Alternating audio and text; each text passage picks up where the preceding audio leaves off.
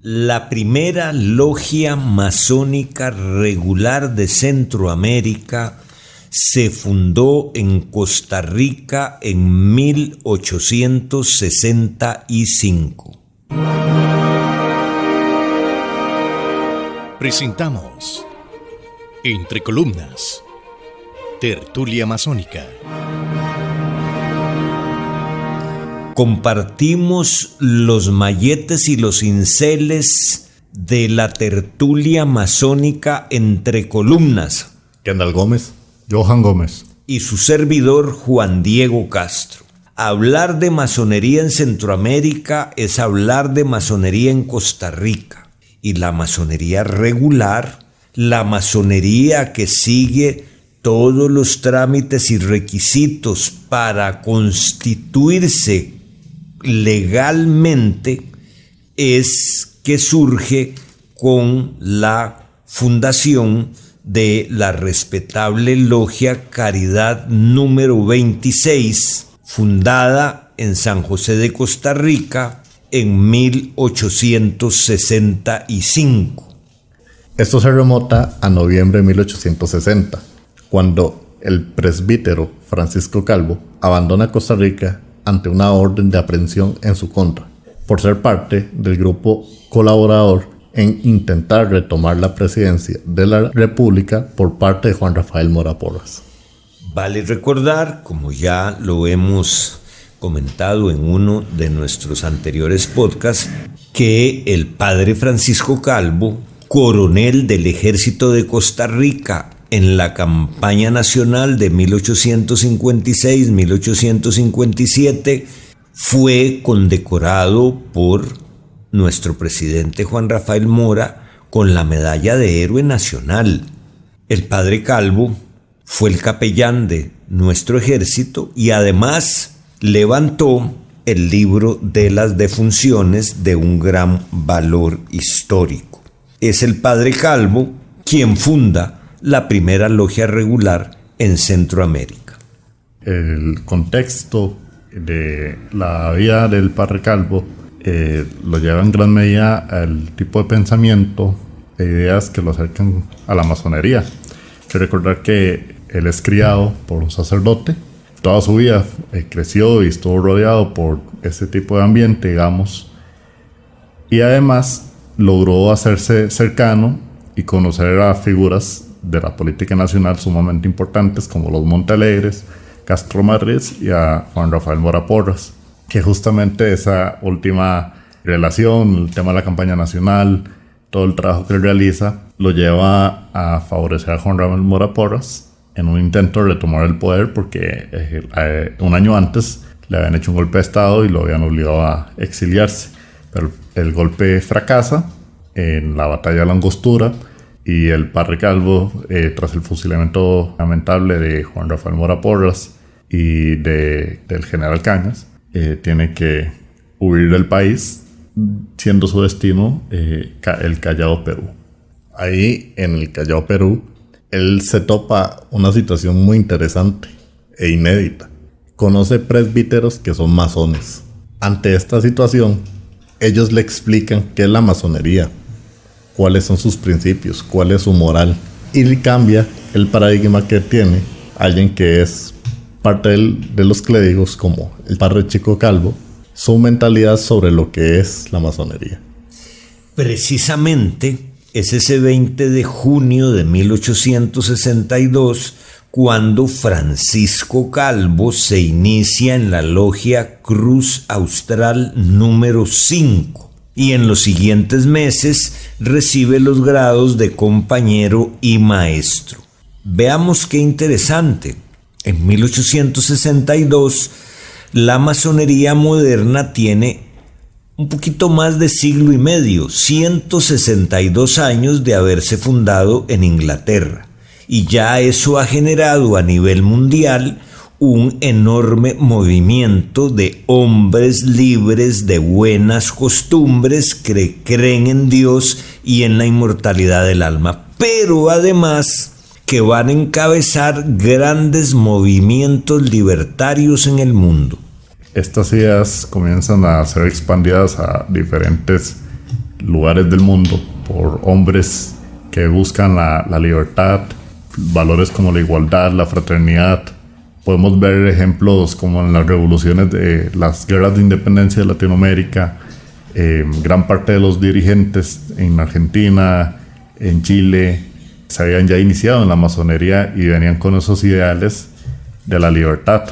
En este caso, en Costa Rica, como un ejemplo del Padre Calvo, aunque ya éramos un país independiente, no existía la masonería de forma regular, por lo que ante esta iniciación, el Padre Calvo lo que de una vez plantea, que cómo podría él, teniendo todas las herramientas, teniendo la posibilidad de hacerlo, ya iniciar la masonería de forma regular con una logia ya establecida en Costa Rica, cuando él tal vez perfectamente se podría haber quedado muy cómodo ahí en Perú, pero decide tomar esa labor pesada de iniciar y abrir una logia en Costa Rica.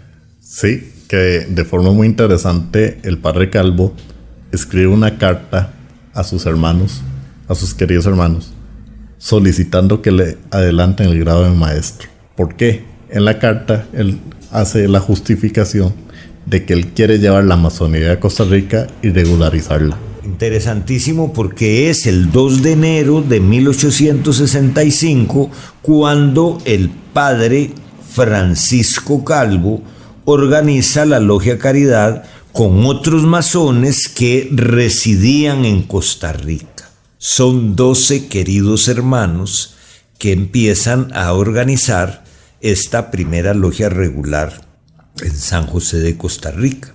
Francisco Calvo, de Costa Rica. Manuel Antonio Bonilla Carrillo, de Costa Rica.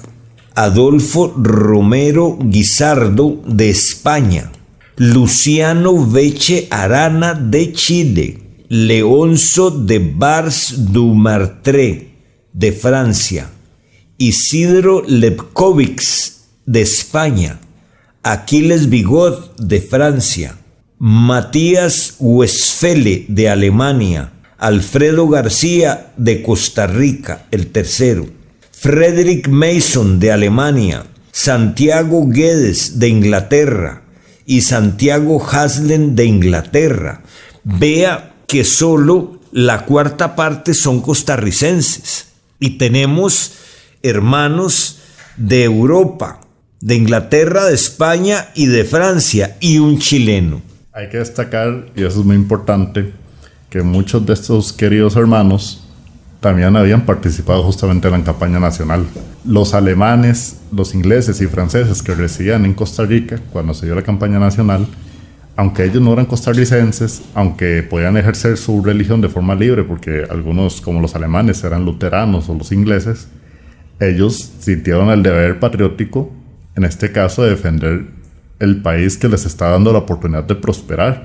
Eran personas que vinieron buscando una mayor paz, una mayor estabilidad, y ante una amenaza extranjera, ellos de una vez se propusieron a combatir por Costa Rica y siguieron manteniendo estos ideales de la libertad y ayudaron al Padre Calvo con la fundación de la primera logia. Estamos hablando de mediados del siglo XIX. En Europa pasaban muchas cosas, y aquí también un grupo de esclavistas norteamericanos vinieron a convertirnos en otra estrellita. Lo que pasa es que se toparon con un pueblo valeroso, con un buen ejército y con oficiales que venían de países europeos y con armas que dejaron como locos a los filibusteros. Bueno, ¿cómo se organiza esa logia Caridad? ¿Quiénes son las autoridades? El primer venerable maestro fue Francisco Calvo. Su primer vigilante, Manuel Antonio Bonilla Carrillo. El segundo vigilante, Adolfo Romero. El secretario, Luciano Veche. Y el tesorero, León de Bars du Martré. Es el 2 de enero de 1865, ese mismo día donde ellos se reúnen por primera vez para empezar la conformación de esta logia, que Francisco Calvo redacta y envía una petitoria de reconocimiento al Gran Oriente y Supremo Consejo Neogranadino. Aquí hay que explicar una cosita muy interesante. ¿Por qué Gran Oriente y por qué Supremo Consejo Neogranadino. No son la misma cosa, aunque podrían ser los mismos hermanos que conformaban ambas estructuras masónicas. El Gran Oriente es lo que hoy también conocemos como la Gran Logia. Está conformado por varias logias que funcionaban en Cartagena, en aquel momento Nueva Granada, 1865. Y el Supremo Consejo es la estructura superior de los grados filosóficos del escocismo, lo que se conoce como los de grado 33. Entonces, el reconocimiento iba a ser otorgado en una instancia de la masonería azul, como es el Gran Oriente, y por una instancia filosófica que es el Supremo Consejo, ambos de Nueva Granada, hoy Cartagena. Que por lo mismo Francisco Calvo hace un viaje rápido de unos meses a Cartagena, Colombia, para llegar al grado 33 para poder ser venerable maestro y fundar la logia Caridad. Mire qué interesante, porque ya en ese tiempo son los queridos hermanos del escocismo los que controlan la masonería en América Latina. No así estaba sucediendo en los Estados Unidos, donde también crecía el rito de York, por supuesto, con un gran desarrollo del rito escocés antiguo y aceptado. Es el gran maestro neogranadino Francisco Zuviria Herrera el que firma la carta constitutiva de la logia Caridad número 26. Vale aclarar que si nos asignan ese número 26, quiere decir que hasta ese momento había o hubo, porque podría ser que algunas ya no existieran, 25 logias en ese Gran Oriente neogranadino. O sea, la masonería en el Caribe colombiano era muy poderosa en la segunda mitad del siglo XIX. El 28 de julio de 1865, el padre Calvo recibe la carta constitutiva oficializando la primera logia regular en Centroamérica como Logia Caridad número 26. Posteriormente, el 20 de agosto del mismo año, se da la primera tenida oficial de la logia. Y un hecho muy relevante es que en diciembre, también de 1865, escogen a José María Castro Madrid como venerable maestro, una figura sumamente importante de la política nacional que podemos hablar muchos temas al respecto. Hagamos algunas aclaraciones para nuestros contertulios cibernéticos que escuchan este podcast. Hablamos de las autoridades de la logia. Las logias son dirigidas por 3 autoridades principales: el venerable maestro, que es como decir el presidente de la logia; el primer vigilante, que podría ser el primer vicepresidente; y el segundo vigilante, el segundo vicepresidente. Tienen además un secretario y un tesorero. El padre Calvo organiza esa primera logia en Costa Rica y Centroamérica a partir de enero y sigue la tradición de ejercer la veneratura por un año. Bueno, hay otros países centroamericanos en donde la cosa es diferente, pero no es el momento de conversar cómo opera, por ejemplo, la masonería en la querida hermana República de Honduras. Pero aquí hay que resaltar cómo están tan organizados estos 12 hermanos fundadores de la masonería centroamericana. Obviamente siempre mencionamos al padre Calvo como el fundador porque fue el líder de este grupo. Pero la masonería centroamericana es iniciada por costarricenses, españoles, franceses, alemanes y chilenos. Ahí surgió esa potente semilla del árbol masónico centroamericano. Y quien sigue en el puesto de venerable maestro después del padre Calvo es, como dijimos hace un momento, el expresidente José María Castro Madriz. Que interesantemente José María Castro Madriz ya era masón antes de que se fundara la primera logia en Costa Rica. Él se había iniciado en Colombia y por lo tanto ya era masón. Y también será otro hecho interesante. José María Castro Madriz en 1866 queda electo presidente de la República de Costa Rica. Por lo tanto, es presidente y venerable maestro a la vez. Como sucedió con otro presidente de nuestra América. George Washington, primer presidente de Estados Unidos, justamente la misma situación, muy atípica. Hay un hecho triste, pero es un hecho histórico, que acaece en 1869 en el gobierno de un Jiménez, de Jesús Jiménez Zamora. En ese gobierno de Jesús Jiménez Zamora, el Congreso le da permiso de violentar cualquier garantía individual de los ciudadanos para controlar una situación que, según él decía, de intento de golpe de Estado, lo cual no era verdad. El ataque de Jesús Jiménez Zamora es dirigido contra las logias en Costa Rica.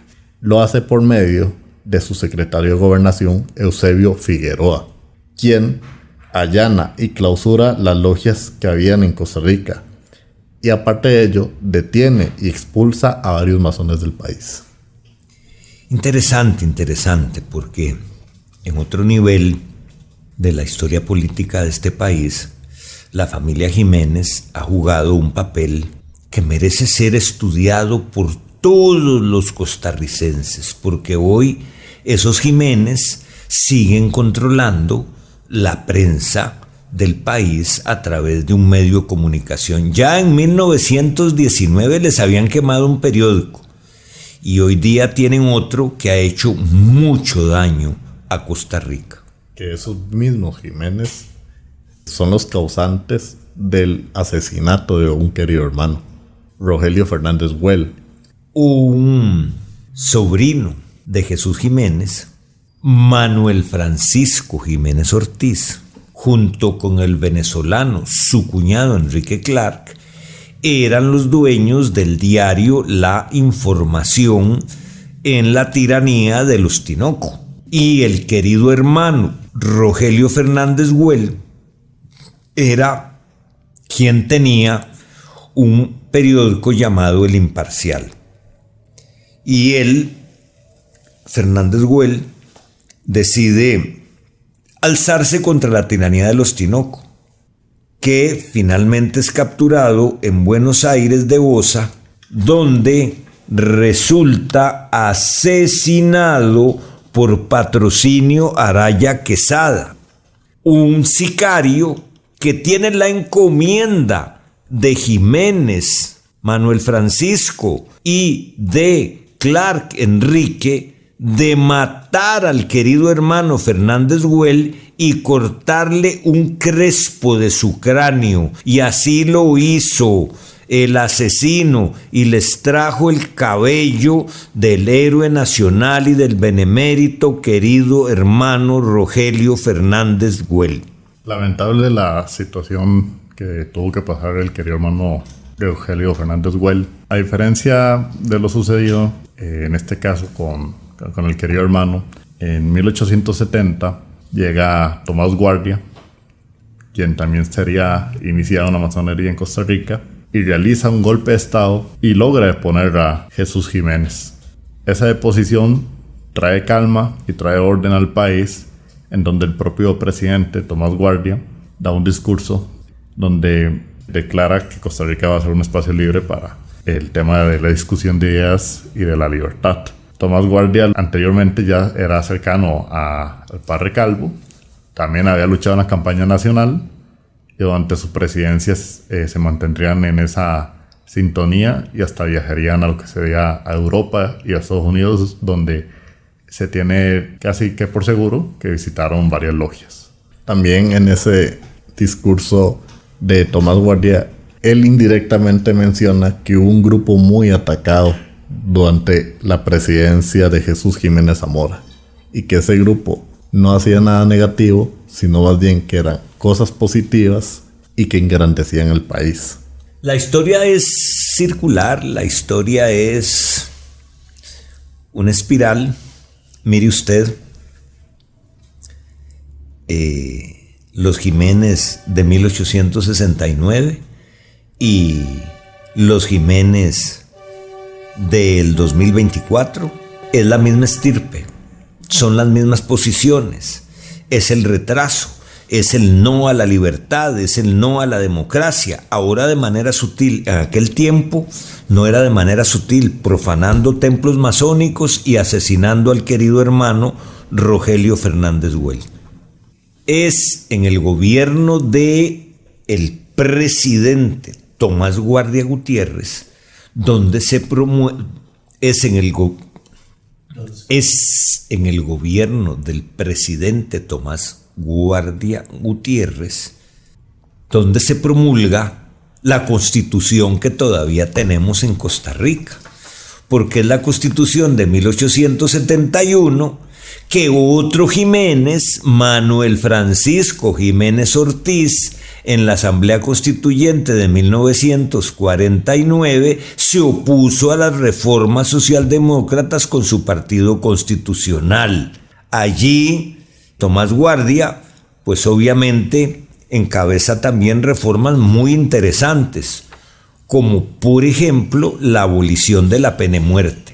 Eso también con un fuerte apoyo de su esposa, quien también tenía esa lucha porque un familiar de ella había sido fusilado por pena de muerte años anteriores, y de ahí promulgar esa abolición.